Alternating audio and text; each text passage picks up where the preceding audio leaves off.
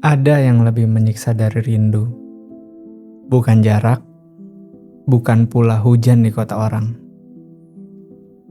Bukan kamar kontrakan yang dingin, tapi niat menelpon ke rumah yang selalu saja kita tunda karena merasa besok masih ada. Padahal yang pergi bukan waktunya, tapi kesempatan kita untuk mendengar suara itu sekali lagi. Selamat datang di Kisah di Ujung Malam. Kalau malam ini kamu belum bisa tidur, pulanglah sebentar ke sini. Kita dengarkan satu kisah pelan-pelan.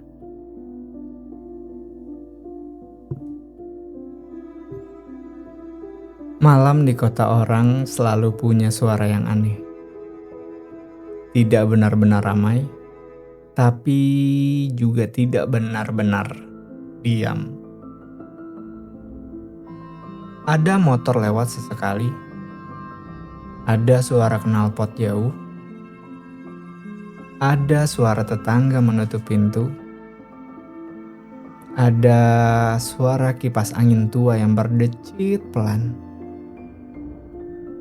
Dan di sebuah kamar kontrakan berukuran tidak seberapa, dengan cat dinding yang mulai mengelupas di sudut-sudutnya, seorang laki-laki duduk di pinggir kasur sambil memegang telepon genggamnya. Namanya Raka. Usianya 27 tahun. Anak rantau, seperti jutaan orang lain yang berangkat dari rumah dengan kalimat, "Tenang Bu, nanti Raka pasti sukses." Lalu tiba-tiba 5 tahun berlalu. Kota mengunyah waktu tanpa permisi. Raka menatap layar di ponselnya. Di sana ada satu nama yang sangat sederhana. Ibu. Hanya satu kata. Tidak pakai emoji yang berlebihan. Tidak pakai embel-embel. Karena dulu saat menyimpan nomor itu, dia tidak pernah membayangkan bahwa menekan tombol panggilan akan menjadi sesuatu yang sesulit ini. Jempolnya menggantung di tombol hijau. Diam, lama sekali. Kipas angin tetap berdecit. Lampu kamar tetap kuning. Dan malam tetap memandanginya tanpa suara. Raka menghela nafas. Besok pagi sajalah. Begitu gumamnya. Lalu layar dimatikan, telepon diletakkan di samping bantal. Seperti malam-malam sebelumnya. Seperti minggu-minggu sebelumnya. Seperti bulan-bulan yang entah sejak kapan. Ia selalu berniat menelpon ke rumah. Selalu. Saat pulang kerja. Saat makan sendirian, saat hujan turun, saat melihat anak kecil digandeng ibunya di pinggir jalan. Selalu ada dorongan kecil di dada. Telepon ke rumah yuk. Tapi dorongan itu hampir selalu kalah oleh satu kalimat yang terdengar sepele. Nanti saja. Dan kata nanti kadang lebih berbahaya daripada yang kita kira. Karena ia terdengar tidak jahat, tidak menakutkan, tidak juga seperti perpisahan. Ia hanya terdengar seperti penundaan kecil. Padahal diam-diam banyak kehilangan lahir dari kata itu. Raka kembali rebahan, menatap langit-langit plafon kamar kontrakannya yang punya bercak lembab berbentuk samar seperti pulau. Sudah berbulan-bulan ia hafal bentuknya. Kalau malam begini, Susah tidur, ia sering menatap bercak itu sambil memikirkan rumah. Rumah yang atapnya seng, rumah yang kalau hujan berbunyi jauh lebih berisik. Rumah yang dulu ingin sekali ia tinggalkan karena merasa kampungnya terlalu sempit. Lucu ya, yang dulu ingin pergi jauh, sekarang justru ingin sering pulang. Sekarang justru sering ingin pulang pada hal-hal yang kecil. Suara sendok ibu di dapur, batuk ayah di ruang depan, suara televisi yang volumenya terlalu keras. Hal-hal yang dulu biasa, sekarang terasa mahal sekali. Ponselnya menyala lagi. Satu notifikasi masuk. Ibu berkata, "Sudah makankah?" Pesan itu terkirim 1 jam yang lalu. Raka membaca, lalu mengunci layar ponselnya kembali. Belum dibalas, bukan karena tidak mau. Hanya entah kenapa, setiap membalas pesan ibu, selalu butuh tenaga yang lebih besar. Karena ia tahu, setelah itu biasanya akan muncul, "Kapan pulang? Kerjanya jangan terlalu capek. Jaga kesehatan ya. Ibu kangen." Kalimat-kalimat sederhana, tapi justru itu yang bikin dada semakin sesak.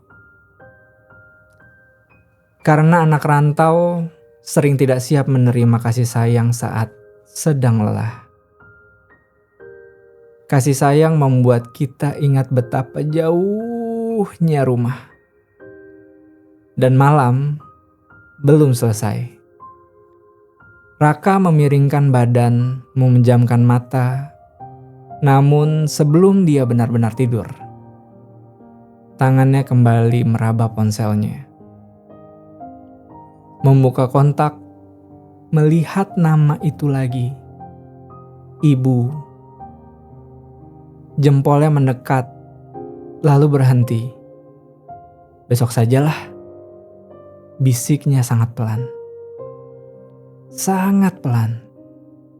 Seolah ia sendiri takut mendengar alasan itu untuk kesekian kalinya. Telepon itu tidak jadi dilakukan lagi.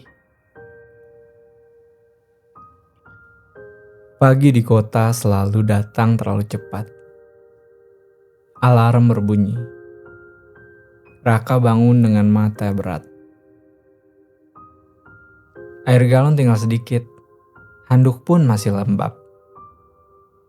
Seragam kerja belum benar-benar kering. Nasi bungkus semalam masih ada di meja. Hari-hari orang rantau kadang bukan tentang mimpi besar, tapi tentang bertahan dari hal-hal kecil yang melelahkan. Macet, atasan yang menagih laporan, makan siang sambil membuka laptop, senyum yang basa-basi, pulang dengan punggung yang pegal, besok diulang lagi. Begitu terus. Begitu terus sampai kadang kita lupa kapan terakhir kita merasa hidup. Di sela jam makan siang, Raka membuka ponsel. Ada 3 chat dari grup keluarga. Foto halaman rumah belakang yang baru selesai disapu ibu. Foto ayah yang sedang duduk di kursi bambu. Foto pohon mangga yang sudah mulai berbuah. Hal-hal sederhana yang selalu dikirimkan oleh ibu. Seolah rumah ingin berkata, "Kami masih di sini." Raka tersenyum tipis, lalu menutup chatnya. Tidak sempat membalas, atau mungkin tidak tega untuk membalas. Karena membalas berarti membuka percakapan. Dan membuka percakapan dengan orang rumah kadang membuat kerja seharian terasa lebih berat. Sore hari sebuah panggilan masuk. Ibu calling. Raka sedang di kantor. Ia melihat layar itu bergetar. 1 detik, 2 detik, 3 detik. Ia menatap, tapi tidak mengangkat. Lagi meeting, Bu. Padahal tidak. Ia hanya tidak tahu harus bicara apa. Kadang begini memang aneh. Kita sangat rindu akan seseorang, tapi ketika kesempatan bicara datang, kita justru takut. Takut suara itu membuat kita ingin pulang saat kita belum bisa pulang. Telepon berhenti. Layar kembali gelap. Beberapa menit kemudian, pesan masuk. Ibu cuma mau tanya, hujan gak di sana? Raka membaca pesan itu sambil menunduk. Entah kenapa tenggorokannya terasa sempit. Hanya mau tanya hujan. Sederhana sekali. Sesederhana itu ibu mencari alasan untuk mendengar suara anaknya. Tapi ia tetap membalas. Nanti malam Raka telepon ya, Bu. Kalimat yang sama, kalimat yang sudah terlalu sering. Nanti malam, nanti malam, nanti malam. Dan kita semua tahu berapa banyak nanti malam yang akhirnya tidak pernah terjadi. Malam berikutnya, hujan turun. Raka pulang lebih lambat. Jalanan basah memantulkan lampu-lampu kota. Orang-orang berlarian meneduh. Pedagang kaki lima menutup plastik dagangannya. Udara dingin masuk sampai ke tulang. Hujan selalu punya kemampuan yang aneh. Ia membuka laci-laci ingatan yang kita sudah kunci rapat. Di lampu merah sambil menunggu, Raka mendadak ingat rumah. Dulu kalau hujan begini, ibu pasti sibuk mengangkat jemuran. Ayah menaruh ember di titik-titik bocor. Lalu mereka makan gorengan panas sambil menonton berita yang tak pernah benar-benar ditonton. Raka kecil biasanya cerita macam-macam. Tentang sekolah, tentang teman, tentang hal-hal yang tidak penting. Dan ibu selalu mendengar. Selalu. Aneh ya? Dulu bicara dengan ibu semudah kita bernafas. Sekarang untuk menelpon saja terasa seperti mendaki sesuatu yang curam. Apa yang berubah? Ibunya? Tidak. Rumahnya? Tidak. Yang berubah mungkin hanya satu. Raka makin dewasa. Dan orang dewasa sering terlalu pandai menyembunyikan lelah. Sampai kepada rumah pun ia tidak mau terlihat rapuh. Karena kalau ibu tahu ia sesulit ini hidup di kota, ibu akan sedih. Maka ia memilih untuk diam. Memilih menjawab yang singkat. Memilih berkata, Raka baik-baik saja. Padahal tidak. Padahal seringkali tidak. Sampai di kontrakan, bajunya setengah basah. Ia membuat mie instan. Makan sambil duduk di lantai. Televisi tetangga terdengar samar dari balik dinding yang tipis. Hujan belum reda. Teleponnya menyala. Grup keluarga ramai. Ibu mengirim voice note. Raka menatap voice note itu untuk cukup lama. Tidak langsung diputar. Entah kenapa ia takut. Takut mendengar suara ibu yang terlalu akrab. Takut rumah mendadak hadir di kamar sekecil ini. Akhirnya ia tekan play juga. Suara ibu terdengar. Sedikit pecah karena sinyal. Sedikit pelan. "Raka, di sana hujan gak? Jangan lupa makan ya. Ibu tadi masak sayur asem. Kamu pasti suka." Voice note itu berhenti. Pendek sekali.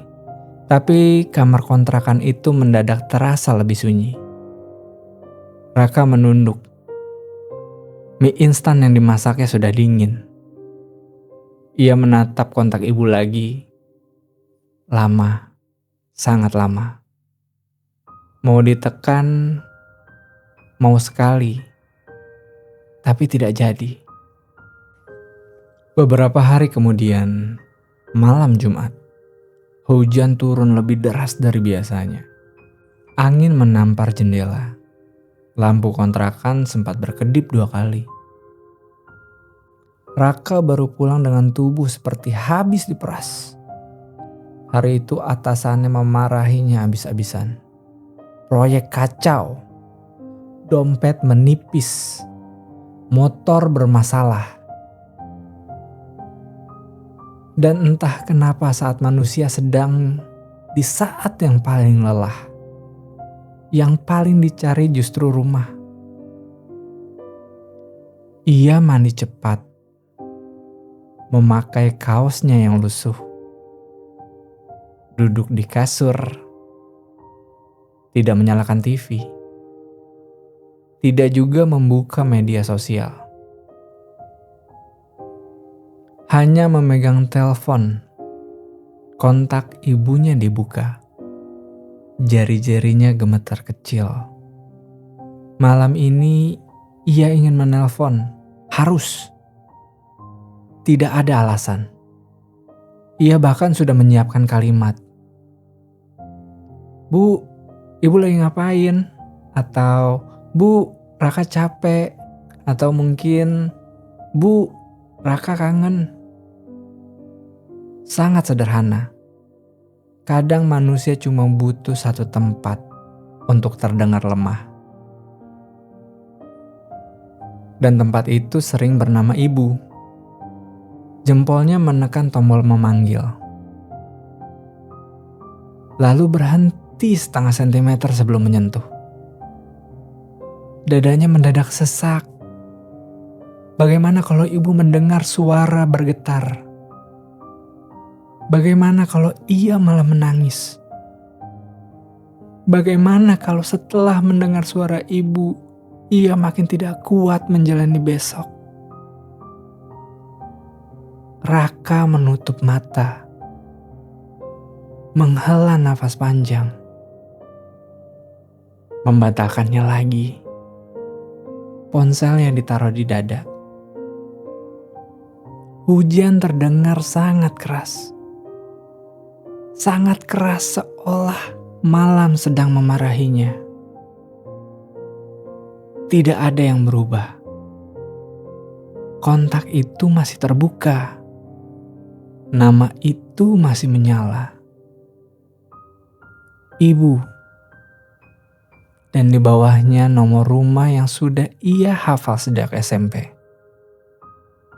Raka tertidur dalam posisi duduk. Dengan telepon di tangannya. Dengan niat yang lagi-lagi tidak selesai. Dengan satu panggilan yang tertunda. Dan jauh di kampung sana, ada seseorang yang mungkin masih terbangun. Mungkin masih menatap ponselnya juga. Mungkin menunggu. Tanpa tahu bahwa jarak yang paling jauh itu bukan kota, melainkan satu tombol hijau yang tidak jadi ditekan. Sekitar pukul 12:30 malam, hujan masih ada. Meski tinggal gerimis tipis yang mengentuk jendela, kamar kontrakan itu dingin. Lampu masih menyala. Raka tertidur setengah duduk dengan ponsel yang masih menempel di dadanya. Lelah memang kadang mengalahkan segalanya, bahkan niat yang paling penting. Lalu ponsel itu bergetar. 1 kali, 2 kali, 3 kali. Getarannya membangunkan Raka. Dengan mata yang masih berat, ia melihat layar. Bukan nama yang tadi ia buka. Bukan ibu. Tapi Pak D. Hasan. Ia adalah kakak dari ibunya. Raka mengernyit. Tumben sekali Pak D. menelpon tengah malam. Ada rasa tidak enak yang datang tanpa diundang. Rasa yang belum berbentuk, tapi langsung membuat telapak tangan menjadi dingin. Lalu ia angkat. Halo Pak D. Di seberang sana sunyi 2 detik. Lalu suara laki-laki tua yang biasanya tegas itu terdengar patah. Raka, hanya 1 suku kata. Tapi dada Raka langsung jatuh. Orang dewasa bisa mendengar kabar buruk hanya dari cara nama mereka dipanggil.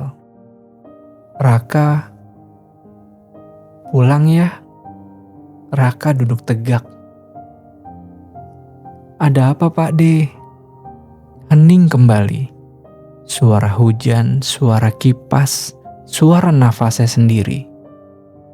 Lalu kalimat itu datang. Pelan, sangat pelan. Tapi menghancurkan semuanya. Ibumu tadi sempat sesak. Raka membeku. Pak D melanjutkan dengan suara yang berusaha tenang. Tapi sekarang sudah di puskesmas. Kamu pulang ya. Raka menelan ludah. Tangannya mulai gemetar.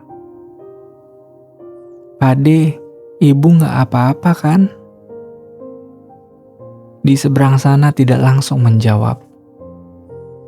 Dan kadang, diam lebih menakutkan dari kata apapun. Raka, pulang. Cuma itu. Cuma itu. Tapi seluruh tubuh Raka terasa dingin. Dingin sekali. Ia langsung menekan nomor telepon ibunya. 1 kali nada sambung, tidak diangkat. Ia telepon lagi, tidak diangkat. Ia telepon lagi, tidak diangkat. Jempolnya gemetar semakin parah. Angkat, angkat, angkat. Bisiknya seperti orang tenggelam. Telepon keempat pun tidak diangkat. Telepon kelima masih sama. Telepon itu yang tadi malam tidak jadi ia lakukan. Sekarang dilakukan berulang kali dengan panik. Tapi tidak ada suara ibu. Tidak ada halo. Tidak ada sudah makan.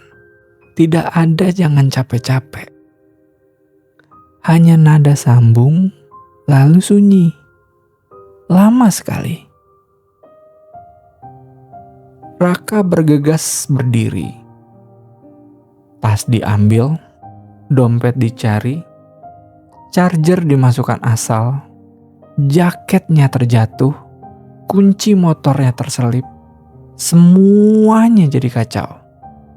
Dalam kepanikan, manusia memang selalu begini. Tubuh bergerak cepat, tapi pikirannya tertinggal. Dan pikirannya hanya dipenuhi 1 kalimat. Kenapa? Kenapa tadi malam aku tidak telepon? 1 kalimat yang berulang terus. bahkan lebih keras dari suaranya hujan. Jalan menuju kampung pada malam itu terasa tidak masuk akal jauhnya. Motor melaju menembus sisa-sisa hujan. Baju Raka basah. Angin menusuk ke muka. Lampu jalan seperti garis-garis yang kabur. Sesekali ia berhenti, hanya untuk mencoba menelpon lagi. Nomor ibu, nomor rumah, Pak D, sepupu, siapa saja. Jawaban yang diterima simpang siur. Ibu sedang ditangani. Cepat pulang. Tenang dulu. Tidak ada satupun kalimat yang menenangkan. Ia terus melaju. Matanya panas. Dadanya penuh. Di tengah jalan, lampu merah memaksanya berhenti. Di tengah jalan, lampu merah memaksanya berhenti. Dan justru di situ kenangan-kenangan kecil mulai datang tanpa izin. Ibu menyuapiku pada saat aku demam. Ibu membangunkanku untuk sekolah. Ibu menyiapkan bekal untuk aku makan di sekolah. Ibu berdiri di teras saat pertama kali aku merantau. Kalimat ibu hari itu sangat sederhana. Kalau capek, pulang ya Raka. Kenapa dulu ia cuma mengangguk? Kenapa tidak memeluk lebih lama? Kenapa selama ini setiap ibu menelpon, ia selalu bilang sibuk? Kenapa untuk orang lain, ia bisa mengangkat telepon secepat itu? Tapi untuk rumah, selalu saja menunggu nanti. Lampu sudah hijau. Motor kembali melaju. Air matanya mulai jatuh. Awalnya sedikit, lalu tidak bisa ditahan lagi. Orang yang menyesal di jalan malam selalu terlihat sendirian. Karena tidak ada yang bisa diajak bertukar tempat. Tidak ada. Dan malam pun belum selesai. Sampai di terminal, ia memutuskan untuk naik bus pertama menuju kampung halaman. Karena perjalanan dengan motor terlalu jauh. Bis tua itu yang berbau hujan dan solar. Bangkunya dingin. Beberapa penumpang pun tertidur. Raka duduk di dekat jendela. Ponselnya di tangan. Nomor ibu masih di layar. Ia tekan lagi. Masih sama. Tidak diangkat. Raka menempelkan kepalanya ke kaca. Kota-kota lewat sebagai bayangan. Lampu toko, warung-warung, masjid kecil, jalanan yang basah. Semua bergerak. Tapi waktu rasanya tidak bergerak sama sekali. Ia membuka chat terakhir kali dengan ibu. Sudah makan Raka? Hanya itu. Pesan sederhana. Pesan yang bahkan belum sempat ia balas. Jari Raka mengetik. Sudah Bu. Maaf ya. Raka mau telepon, lalu ia berhenti. Pesan itu tidak jadi dikirim. Karena untuk pertama kalinya dalam hidupnya. Karena untuk pertama kali dalam hidupnya. Ia sadar. Ada kemungkinan pesan itu tidak akan pernah dibaca. Raka menutup wajah dengan kedua tangannya. Tangisnya pecah. Diam, tidak berteriak. Tapi bahunya bergetar hebat. Tangis orang dewasa memang begitu. Tidak banyak suara, tapi menghancurkan dari dalam. Ia teringat voice note ibu beberapa hari lalu. Dengan tangan gemetar, ia memutarnya lagi. Raka, di sana hujan tidak? Raka, jangan lupa makan ya. Selesai. Ia putar lagi. Ia putar lagi. Suara itu menjadi satu-satunya tempat ia bertahan. Karena manusia merasa terlambat, akan berusaha memeluk apa saja yang tersisa. Meski hanya rekaman beberapa detik. Pagi masih abu-abu saat Raka sampai. Kampungnya terlihat sama. Warung ujung gang pun masih sama. Pohon mangganya masih sama. Pagar rumah pun masih sama. Bahkan sendal-sendal di teras yang berantakan seperti biasa. Aneh ya? Kadang dunia terlihat biasa, padahal kita hidup sudah tidak akan sama. Raka turun dari kendaraan dan hampir berlari. Pak D menyambutnya di depan. Wajahnya letih, matanya sembab. Raka tidak sempat bertanya. Karena sebenarnya tubuhnya sudah tahu jawaban sebelum mulut siapapun berbicara. Ia masuk. Ruang tamu itu masih ada bau minyak kayu putih. Masih ada selimut yang tergulung. Masih ada gelas teh sisa setengah. Tanda bahwa beberapa jam lalu rumah ini masih hidup seperti biasa. Dan justru itu yang paling menyakitkan. Karena semuanya tampak terlalu mendadak. Di kamar tengah, beberapa keluarga duduk diam. Ada yang menunduk. Ada yang menangis kecil. Raka melangkah pelan. Pelan sekali. Seolah kalau ia berjalan lambat, kenyataan bisa tertunda. Tapi tidak. Kenyataan tetap ada. Di sana, ibu terbaring tenang. Terlalu tenang. Raka berhenti. Kakinya seperti hilang tenaga, mulutnya terbuka, tapi tidak ada suara yang keluar. Ia mendekat, berlutut, menyentuh tangan itu. Dingin, tidak seperti tangan yang dulu selalu sibuk memegang dahinya saat demam. Tidak seperti tangan yang tiap ia pulang selalu mengusap punggungnya sambil bilang, "Urusan." Raka menunduk, nafasnya patah.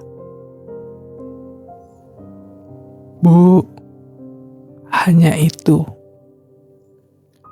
Lalu tangis yang sejak perjalanan ditahan, runtuh begitu saja. "Bu, maaf."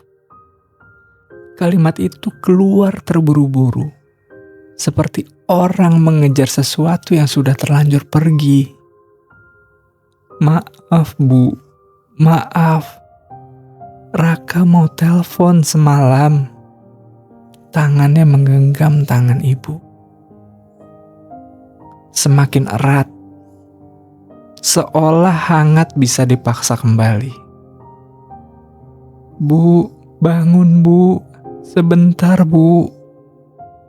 Bu, Raka capek Bu. Bu, Raka kangen. Bu, angkat telepon Raka Bu." Tangis itu memenuhi kamar. Keluarga lain pun ikut menangis. Tapi di telinga Raka semuanya seperti jauh. karena saat itu dunia menyempit. Hanya menjadi dua hal, dirinya dan semua kata yang tidak sempat ia ucapkan.